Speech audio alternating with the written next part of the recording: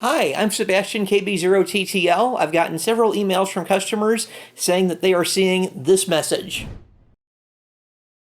If you've received this message and find it annoying, as several of our customers have, there is a way to go into settings and disable this message.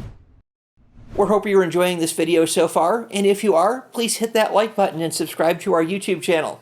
I'm going to step over to our computer right now and show you in CPS how to disable this message from further occurrence so that it does not interrupt your QSOs. And today I'm going to be showing you how to get rid of that pesky end call box that pops up on the screen for end group call or end private call.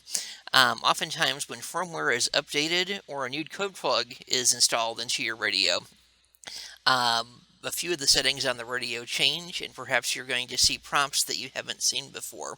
Here's how to turn this specific prompt off for an end call box. As you're going to see here, the end group call that pops up on your radio. There can also be an end call and a private end call, I believe, that pops up on your radio. I'm going to show you how to disable these boxes from popping up here in the future. So let's go over here to our CPS program.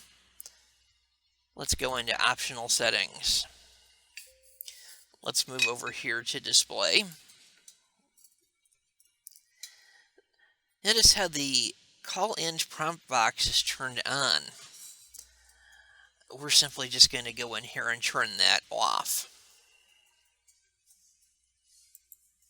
And write to radio.